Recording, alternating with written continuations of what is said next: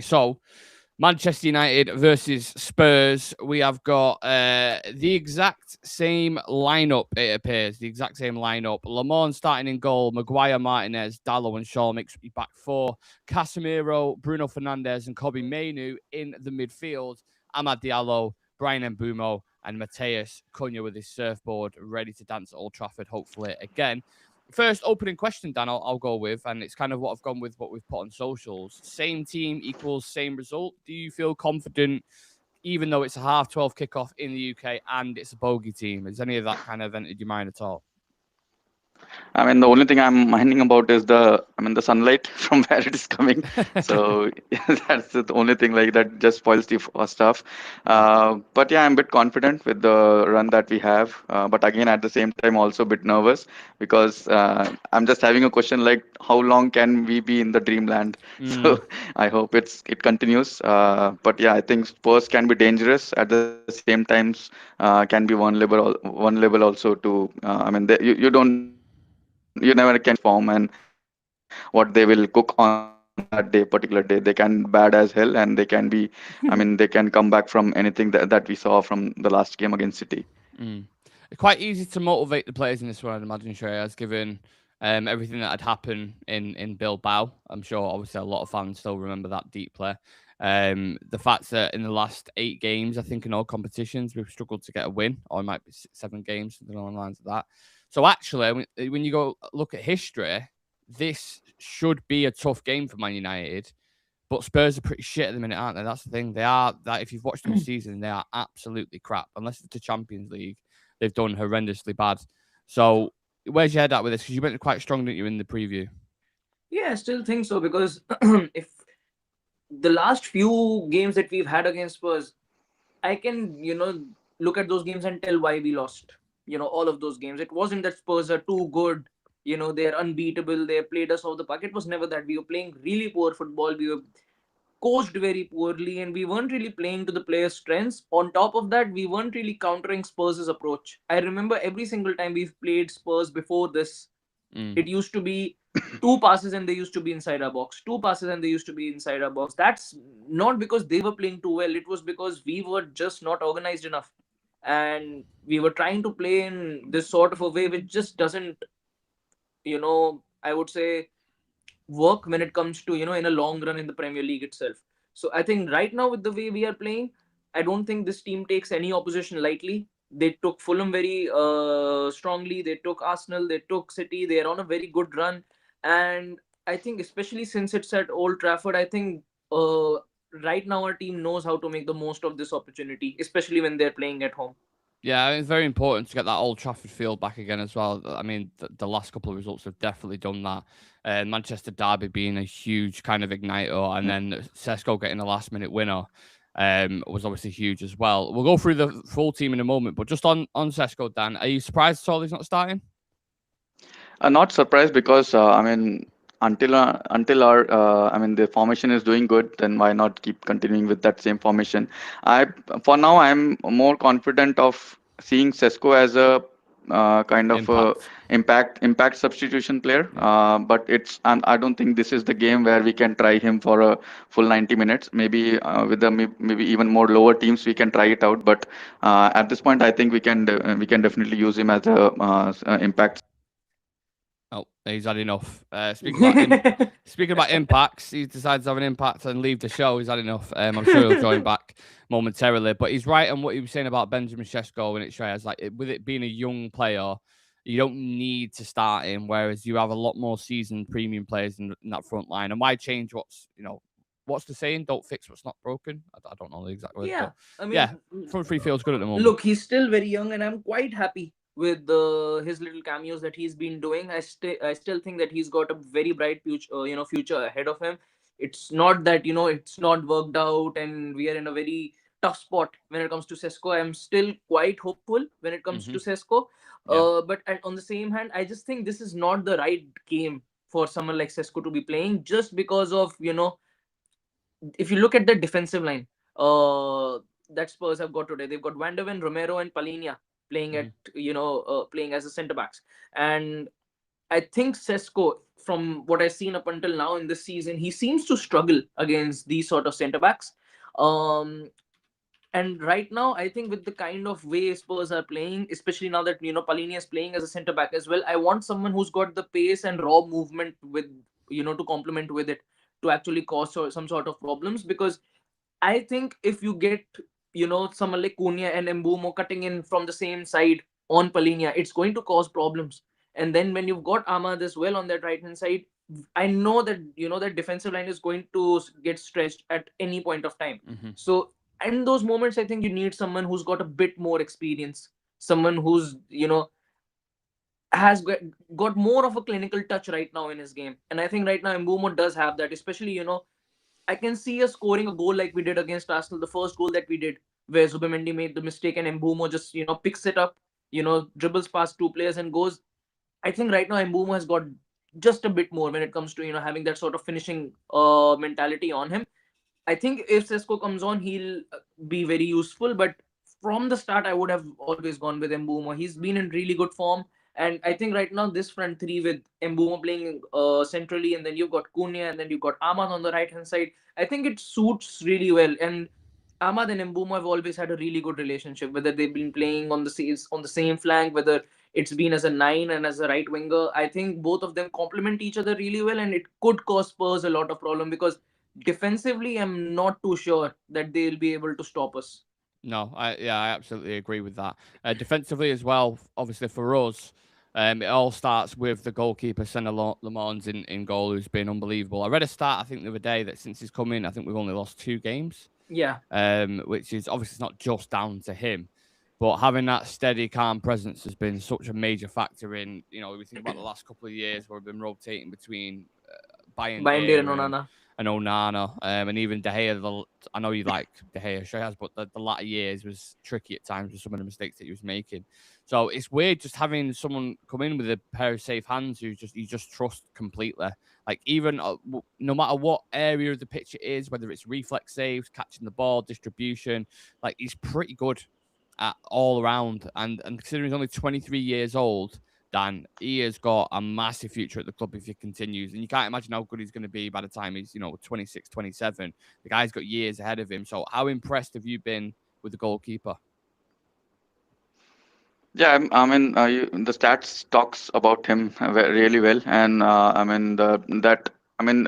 initially I thought like he might struggle at the beginning, just to because that's a very that's the position which was in concern for so many years, and a lot of goalkeepers we have tried in, and even a big character like Onana was unable to unable was not able to put in that and bring in that confidence in that position, and taking Onana out and bringing in a younger player into that. I mean, the pressure was a lot, because you can see that in the very first game when he caught the ball, and he was whenever he has the ball, the crowd was like shouting like anything. So that pressure, you can see like the relief from the fans. But yeah, I think he has really done really well to come into this team and become a solid goalkeeper.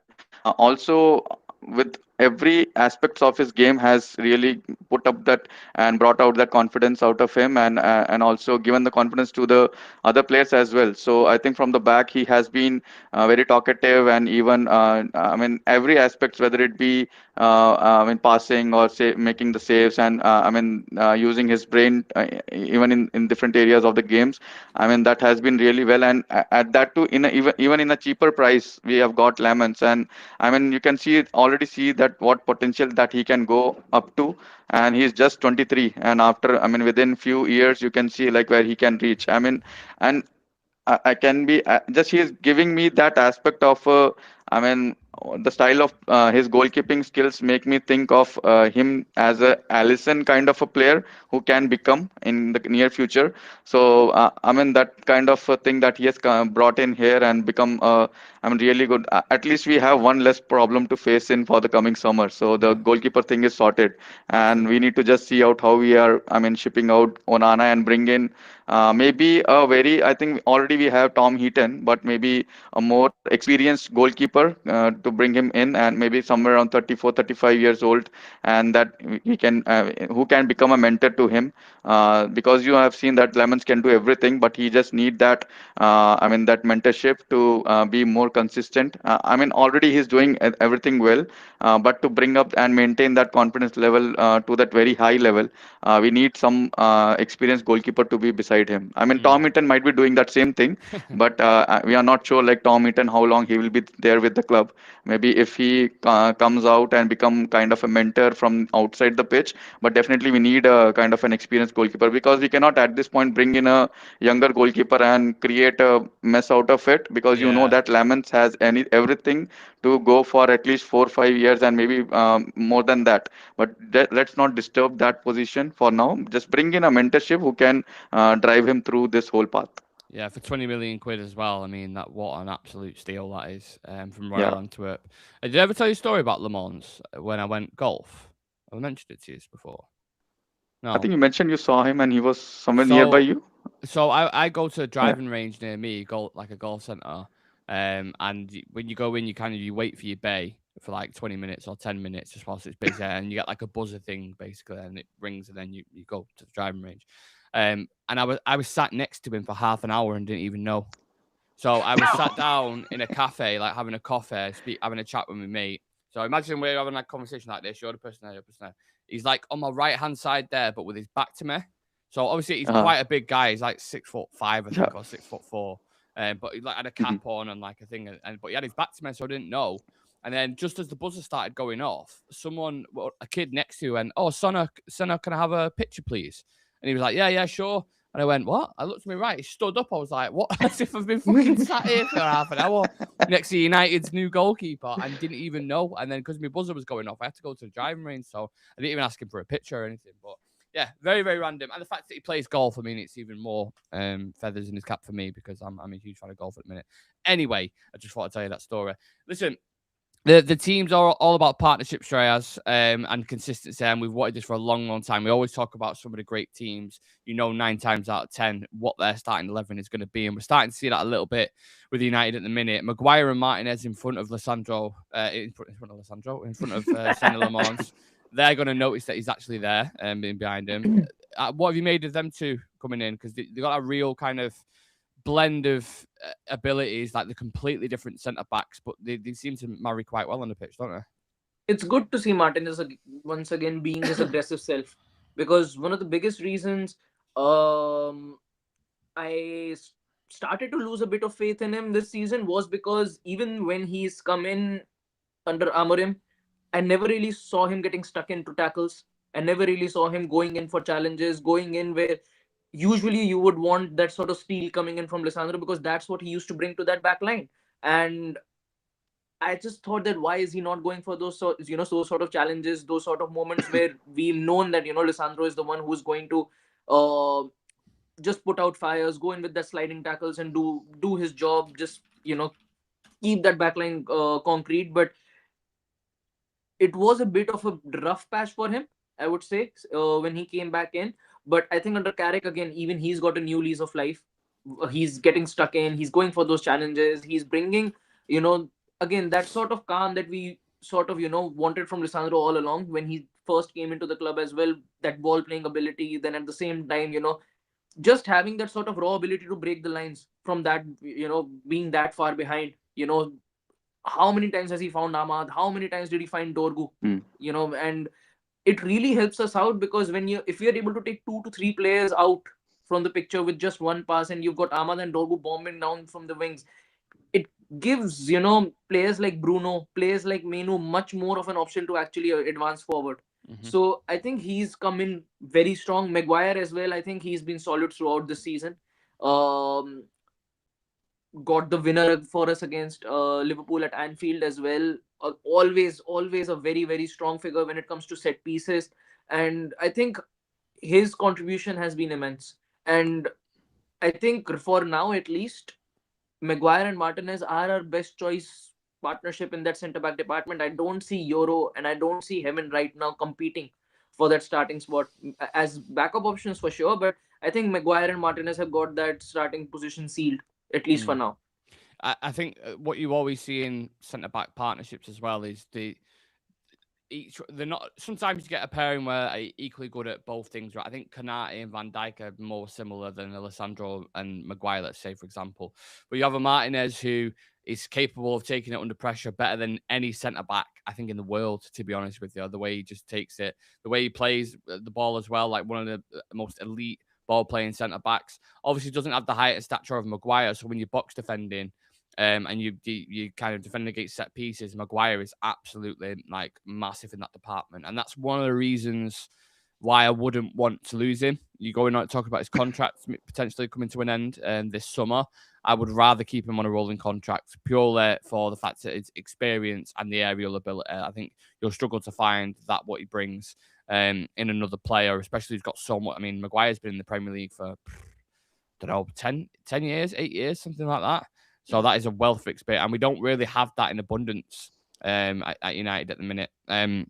But yeah, loving the partnership at the moment. I think we've been pretty strong. We're still not keeping as many clean sheets as I would like. Like if you think, I know we've won the past 3 games, but we conceded 2 to Arsenal, conceded 2 to Fulham as well. So there is still a bit of leakiness there that you can still get as a little bit, which I'd rather tighten up, especially at Old Trafford. But it's definitely better. As for wing backs, lads, the $1 million question is, Diogo Dalot, has he done enough yet? Because obviously we always talk about him on this channel as maybe being the weak link at Manchester United. But since Carrick has come in, what have you made of him, Dan? Has he changed your mind a little bit, or is he still a no-go for you? I mean, still not that much confidence that I have got with Dallo. I mean, to be starting, but again, we are not sure like how Mazraoui will perform in this because it's been long that we have seen Mazraoui starting the game. So, but yeah, I think. I mean, with Dallo, the thing is like he is there in the very good spots at times, and he has been in the positioning wise is really good while attacking wise. But at the same time, defense wise, his positioning has been a bit of concern, which can improve. Maybe with under Carrick, it can become a different story. But yeah, again, with Dallo, I mean, defensive flaws are there, but attacking wise, we can see that he has been in really great spots at times, and he has been in a scoring positions. But that finishing thing is missing. So if he can get those things well, and even while making that overlapping runs and supporting Ahmad, I think then he can become a really. I mean, he has all the attributes. I mean, that foundation is there, but the thing is that the application of the things in on the pitch is really missing. That I mean, playing with your brain or with your knowledge is missing in the on the pitch, and that I mean, what you call it as the aliveness, and I mean, reading your surroundings. That thing is missing in him. But with Carrick, I can see like little bit he's improving here and there. But I think with the finishing thing and I mean doing a little bit more can make his spot untouchable at least until we get another I mean right back maybe in the summer or maybe another option. But I think he has been really improving, and with his finishing skills, if it can be improved, then we might see few more goals overall for the team. And but again, the defensive, I mean, alertness is still missing there. I can see that in games whenever we are in a counter attack, his position has been in a really bad spot, and especially in the corners also, he has not been in that position where he used to be. So that thing needs to be improved still. Yeah. Sorry, I don't know if you were going to carry on. I didn't want to interrupt you. I agree with you. I think Dallo, for me, had he come in at this level, so what he's showing now, and he was 22, 23 or whatever, I think there's more to work with. And you think, okay, he can get to that player that we want to be. But because he's 27 now, this is technically his prime. And you want one of the best, being Man United, if you want to, compete near the top, you want one of the best right backs in the league. And I don't think he's close to, I don't know, someone like a Reece James, for example, or someone like that. I just don't think he's close to that level. But he is improving, and he's playing well at the minute, enough to keep him in the team. But I still think Mazraoui, for me, from what I've seen in the back four under Ten Hag, Mazraoui is just a way better player in so many different departments. So I'd like to see him come in, but it feels like Carrick doesn't necessarily want to upset the rhythm and flow of the team in a minute, which I absolutely understand. And again, you look at the opposite side, Shreyas. Luke Shaw has started 24 games this season. Yeah. One thing always with him, same thing with Mason Mount, has always been injuries. But when he's playing and he's in a more natural role now, we didn't know whether he could do that wing-back role or not because of his legs. But he's been pretty impressive as well, hasn't he? One, do you think he goes to the World Cup and starts? And two, how would you rate his season so far? I think first off, I think he's got the most appearances out of any of our players this season up until now. Oh, wow. So that's good to see from someone who has had a his Especially if fair he's share got of more than injuries. Bruno. That is something. My God. Yeah, and on top of that, it's not just that he's been racking up appearances. He's been solid. He's been good for us this season. And again, it's a World Cup year, so it makes sense as well as to how we are seeing so much of Luke Shaw this season. But besides that, I think he's got a good shot of making into the English team because I think when it comes to that left back spot, there's not a lot of options. If you have to look at it experience wise. So I think he does get a call up. Whether he starts or not is a different story altogether because that depends Would on you Tuchel. start him? But depends on what system actually or formation actually Tuchel plays. Because if he Let's say he goes doesn't for the even back need, four, a traditional back four. Are you starting him or are you starting someone like a Lewis Hall from Newcastle or Nico O'Reilly from City? I think Lewis Hall could be someone who might just He's make it been just really good. because Really, exactly really good. he's been in really good form. And when I look at him playing, he's a Tuchel player. When he was at Chelsea, that is the sort of mold of a fullback he really he really wants in his team. But I can see Luke Shaw also being considered in there. But I think again, I've seen this from Luke Shaw before. It's never been a question of his ability or his talent. When he's fit and he gets going, he's in rhythm, he's one of the best that you can have. But how long is he going to keep it up? Because next season, whether it's Champions League, whether it's Europa League, or whatever European competition we make it, I don't know whether you can rely as Luke Shaw as the number one still. I think you need to go into the window and invest in someone and get someone in to actually, uh, not just compete, but you also have to look at it in age perspective as well. Luke Shaw is what, 31 or something? I think it's just turned 30, I think. Which So nothing you wrong with need that, to, by the way. Nothing yeah. wrong with just turning 30. Just to let everyone know. He's still young. Nothing wrong with 30 years old. Yeah, but I just think because of the injuries, you need to again, you'll have a good market when it comes to fullbacks in the summer. I think United should look into alternatives. I think we'll if we are able to get someone, just how we managed to get someone like Mazraoui in.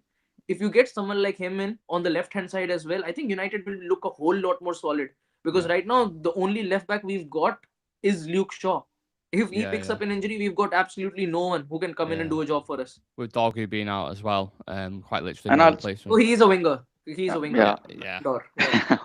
I can see. I mean, with Luke Shaw, the thing is like I can sense like the form has come back. The form that we saw when both Luke Shaw and Rashford were at their top level. So I can sense that level of performance he's, I mean, reaching towards. But again, it's a question mark. Like we are one Luke Shaw injury away from getting all these things, I mean, shattered. So because if he gets injured, then we have to shift Dalot to that position and bring in Mazraoui. So that will be totally different game or different, different problem to deal with. But yeah, again, Luke Shaw has been really well adjusted with this formation as well, and you can see now that he has been more involved in attacking wise as well. That overlaps he makes, that he's an extra attacking threat against the teams, even teams like Arsenal and Manchester City. So I think he has really, developed himself well in this formation. But again, the only concern with Luke Shaw is about his injury thing. And I mean, if injury is not the concern, then he can still can give at least 2 years more at the high level. But yeah, again, if you are challenging for the Champions League, you cannot risk it out with having, this conception of him getting injured or not. Yeah, I think you just probed a bit of a thought there because me, Sam, and Chivy did a show last night and we was talking about like if we lost a certain player, or which one would be the most, or which player would we not want to lose the most in these kind of last 14 games. And we all mentioned like Bruno, Lamont, and Casemiro. But in actual fact, if Shaw did go out, you lose so much on that left-hand side because you have Matthias Cunha on the left who likes to drift inside. You need someone who offers that natural overlaps. width. Yeah, and Shaw is the only one, the left-footed player who can do that, who's available at the moment. Like you said, if you bring Rajari in, he'll be dipping inside, and then everything will go too central. And so yeah, super important player for us, and he's been doing well. But again, it's like we're just in the Premier League, innit? We don't have FA Cup games, we don't have Carabao Cup games, we don't have European games, so it's easier to focus on one game a week. I think if we get Champions League football this for next season, that's when you will need to bring in someone like a long. And I know they're looking at players in the market. I think like a fullback has been mentioned, but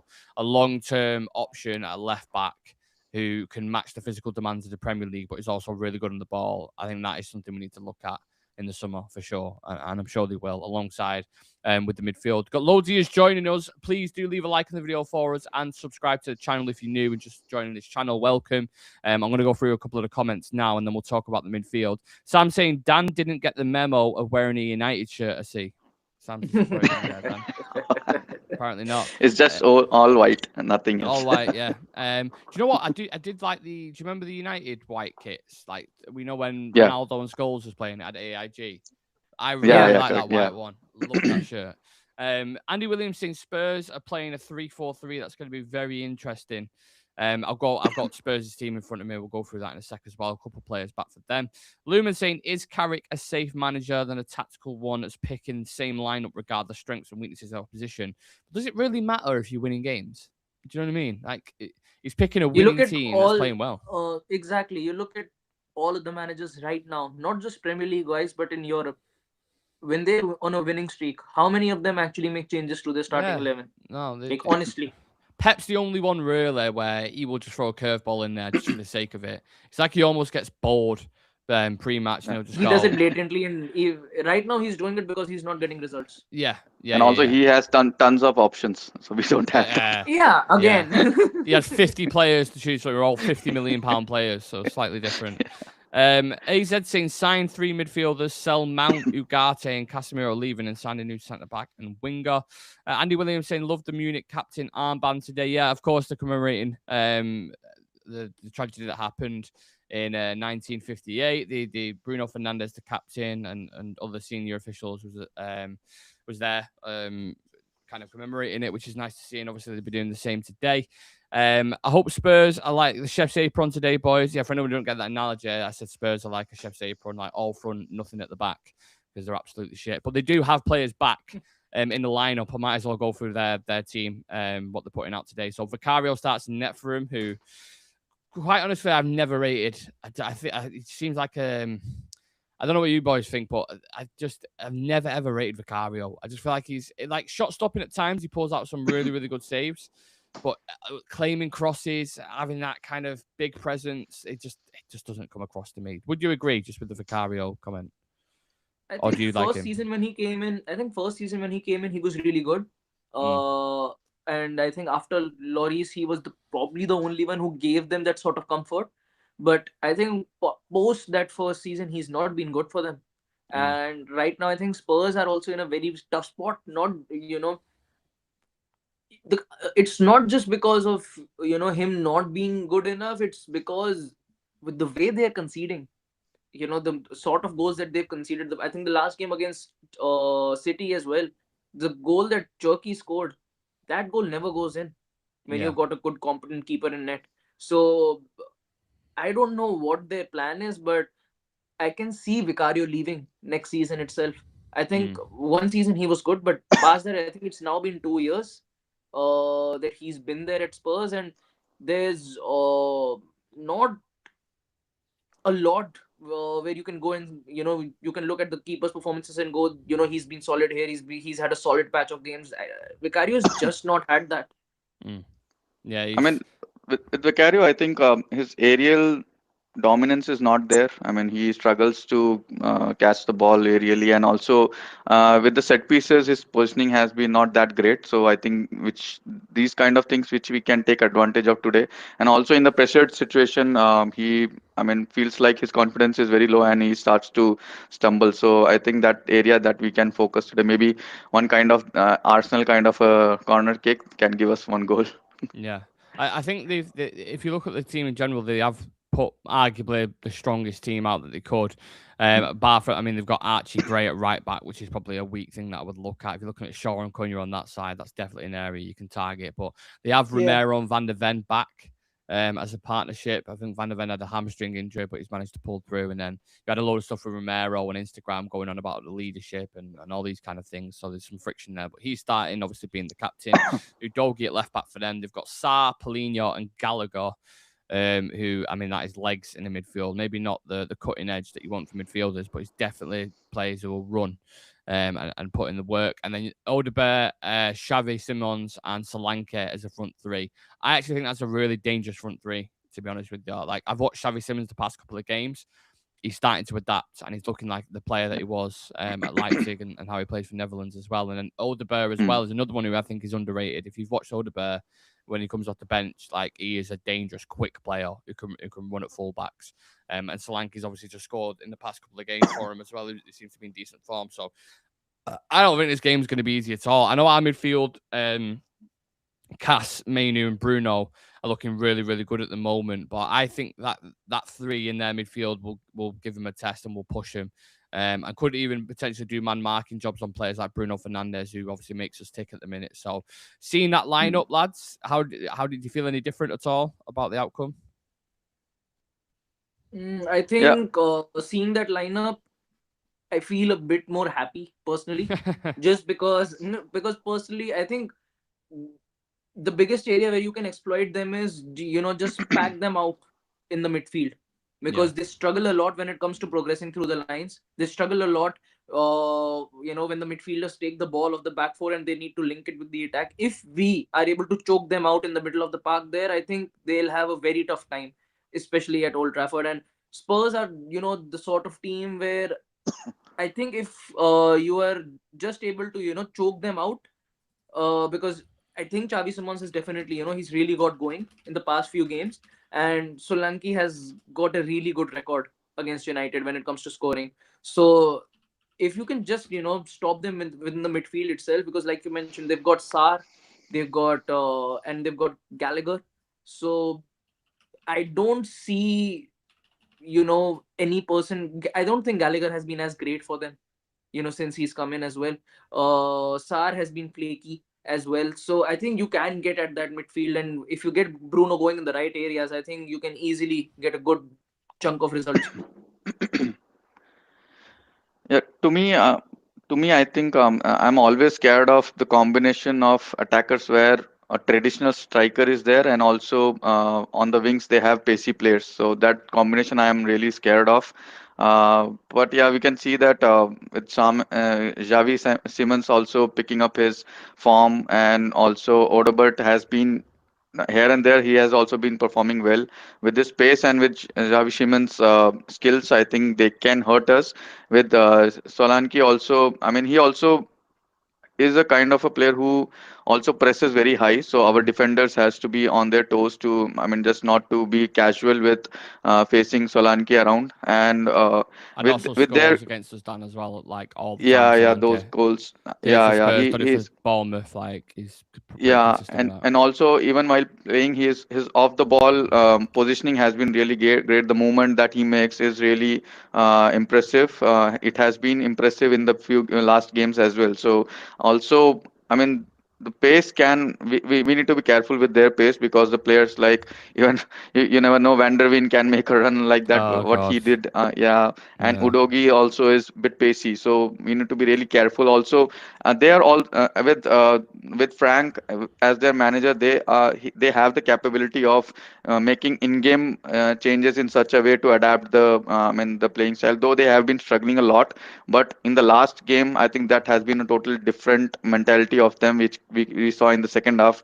And in the halftime, they changed the whole, I mean, the tactical changes they made of adapting to the game that, I mean, that is there in them, but it's not been consistent. But we have to be careful, and especially with the history that we had, like every struggling team, we just I mean give the game away. So, but it has been changing with I mean with Carrick, but hope to see a good game, and also need to be careful. Let's not be carried away with the last three results, but just to focus on this one and continue the run.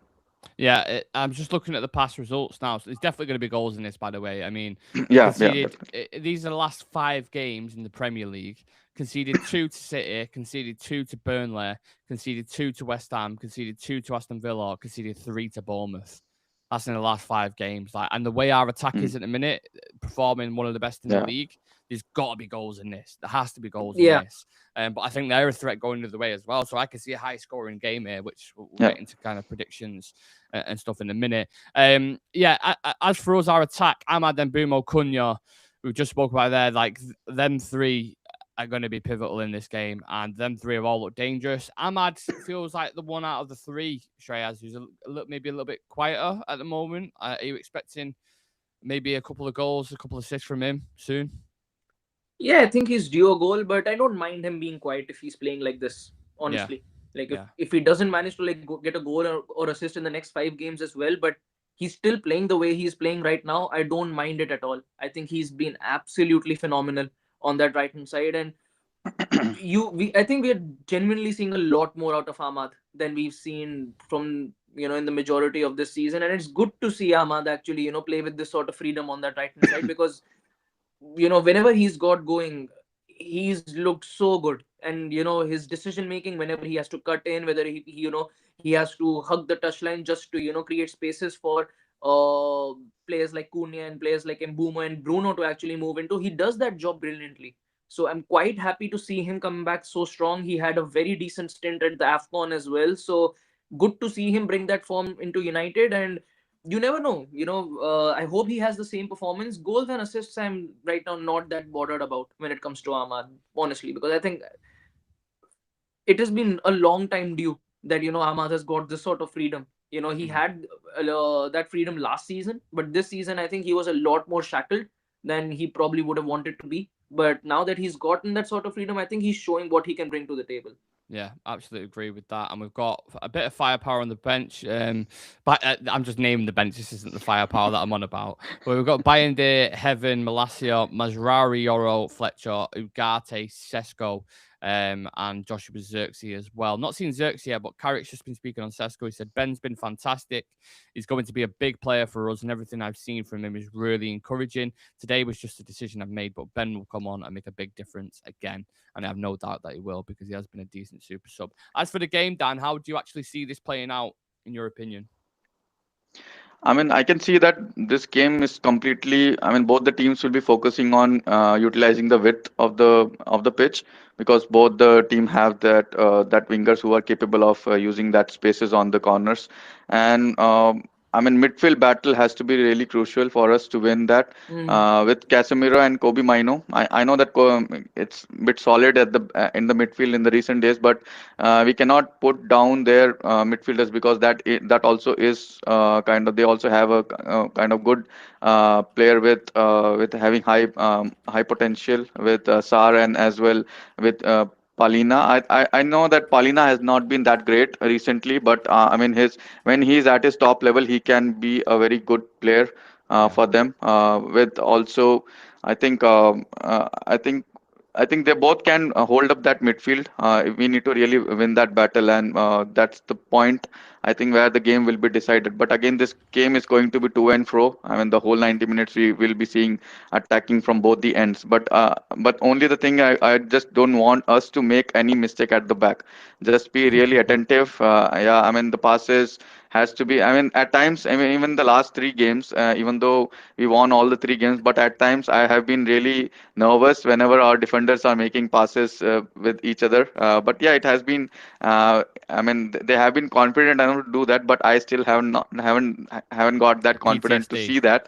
scars. Yeah, we have not. Yeah. We haven't seen. I mean, we are not having that confidence to see those kind of passing at the back. So I mean, it's good to see that they are feeling confident to make the passes and slow the pace of the game. But again, we need to be very careful, and any one mistake can cost us again. And also, we can see that if they score first, then it's going to become very tough for us to, I mean, break them, because they will suddenly move into a more composed Yeah. formation, and that way they did. I mean, in the second half of City, that they changed the game to more centrally, and it became little hard for City to break that. So Mm. we don't want us to be in that position. Yeah, I do think a lot of our play will come from the wide areas today because they will stodge it out in the middle. Shreyas, what's the overall feeling? Do you think it would be a cagey? Do you think it would be quite open and attacking both ends? How do you see it playing out? I think they will be attacking both ends. I don't see it being a KG affair at all. At all. I think there will be both teams will be scoring, but I think we'll see a lot of action from both ends. I think just because of how Spurs are playing at the moment and how they usually play, I don't see it being that sort of a game where you're bored out and you're just waiting for something to click. Yeah. I mean, they might be looking at Leeds like we was last season. They was Yeah, looking at like Ipswich and Yeah. teams like that Ipswich. and praying Yeah, it. Yeah, I mean, they're on Leeds are on the exact same points as Tottenham at the minute, which is crazy, right? If Tottenham lose this game, they are only 3 points above Nottingham Forest. And then, I mean, they've still got a couple of tough fixtures coming up. I'm pretty sure they've got some. I think they've got North London derby coming up. Yeah, Thomas Yeah. Frank could be under huge pressure. So that's why I think it's important to have a really, really strong start. If you get a goal early doors, first 10 minutes, it could be an absolute bloodbath. It really could. Because there's a lot of tension at Spurs at the minute. I mentioned with the centre backs with Romero going in on the ownership and things like that. Like they could start crumbling. But if you give them any confidence, if they go in at half time and it's 0-0, the way they came out against City in the second half, Yeah. that's where it could be a problem. So you just can't give them anything. With that in mind, lads, Dan, kick us off with 4 things you see happening in this game, in your opinion. Does Casemiro yellow still counts, or No, you're not allowed that. You're not allowed that. You That's have a given. blacklisted And you're that. not allowed a Bruno assist either. Not allowed that. yeah. Okay. That's That's a given. also Okay. a given situation. Yeah, I can see uh, one counter-attacking goal from Tottenham, and Cunha assist or score, and Mina putting a great performance in, and also one header goal from a defender. Okay. From a Tottenham That's defender. totally random. That's Yeah, totally right. random. Okay. Shreyas? I think Ahmad to score finally today. Um, Besides that, I think Dallo to get a yellow card, and I think besides that, Vicario to make a fumble at some point in the game, and Spurs to score off a set piece. I do feel like Tottenham are going to score today. I don't know why. Yeah, It's just that They'll feeling. definitely. I And think they'll obviously, score one goal. I don't think they'll win, but I think that they'll be scoring. yeah. Right. 4 things. You ready? Paulinho, yellow card, first and foremost. He's going to Yeah. get a yellow card, 100%. One of those midfielders in general will, but I think Paulinho. Both teams to score, I think. United to win, and Mbumo goal. I think Mbumo scored against Tottenham last time as well in kind Yeah. of the first fixture at the Tottenham Hotspur Stadium. So I think Mbumo's got a goal in him today because I think they're going to try do a job on the likes of Bruno Fernandes and Cunha and players like that. And then Mbumo will start finding those spaces in behind. Exactly. So yeah, listen, it's a big game for us today as well. We didn't even mention the fact, obviously, the other games that are ongoing in the Premier League. Tomorrow you've got Liverpool versus Manchester City. If City, who are still technically chasing the title, Yeah.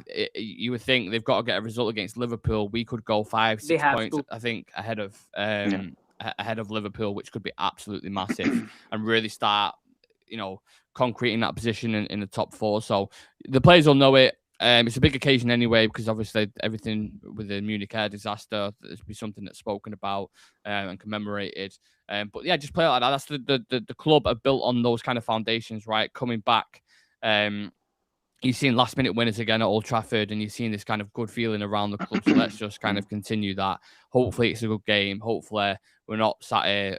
I think it's me, Sam, and Chivy on the review discussing it and moaning about it. Just continue the good feeling, the momentum in the mix. That's the main thing. So yeah, appreciate everyone who's joined us. There's been absolutely loads of years. Leave a like on the video, subscribe to the channel, and also for any post-match reaction as well, all the stuff will be on socials. So please do drop us a follow. And me, Dan, and Shreyas